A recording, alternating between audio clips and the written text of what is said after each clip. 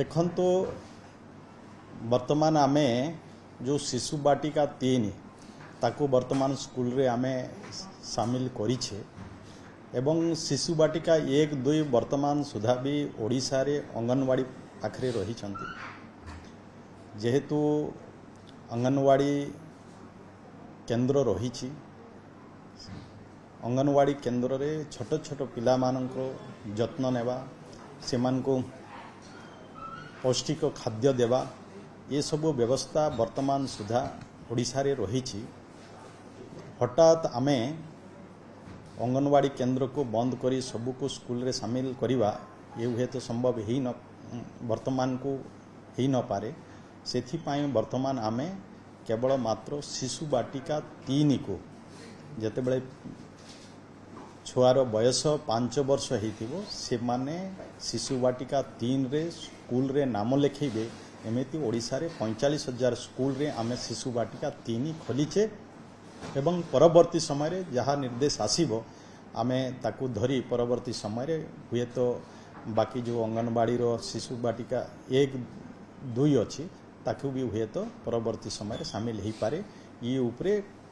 किसी समिति पूर्णांग निष्पत्ति हेइनी स्कूल ले तो सेंती परिवेश अने स्कूल ले ना तो अंगनवाड़ी केंद्र को जो शामिल करिया कथा को ई कोन संभव देखंतु सेथि पाए आपण जो कहउछंती वर्तमान को स्कूल रे जे सब अंगनवाड़ी केंद्र को स्कूल रे शामिल करिवा वर्तमान को तार भित्तिभूमि प्रस्तुत करिवार भी आवश्यकता रही जदि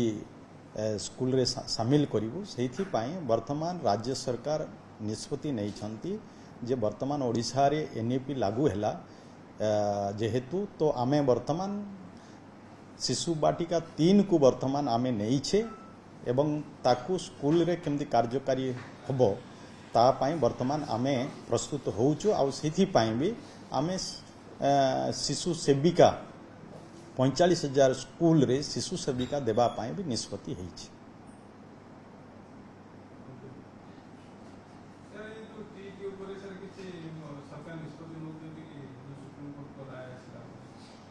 देखंतु देशर सर्वोच्च न्यायालय ये राय देइछंती टीईटी उपरे कि समस्त शिक्षक माने टीईटी करिवे आकु आमे तर्जमा करूछु विचार करूछु विभाग आ उपरे कोन करा जाई पारिबो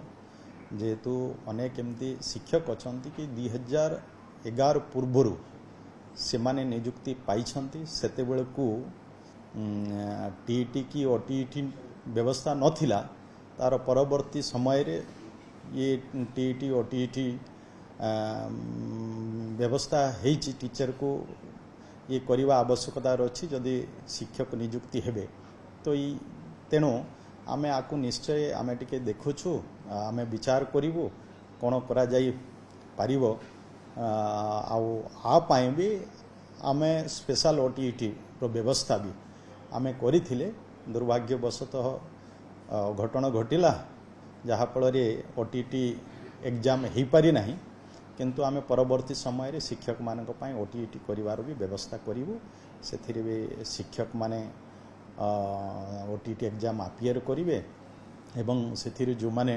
पास करिवे तो तांकर कोनोसी समस्या हबो नाही किंतु बाकी जो रहिछि आमे ताकू विचार करछु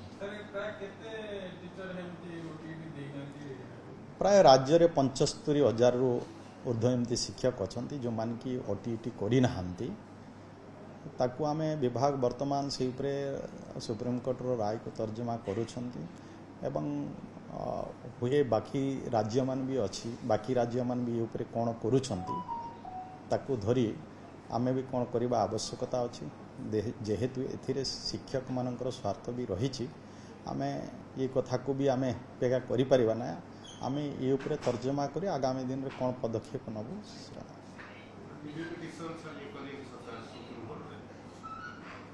देखंतु ये सब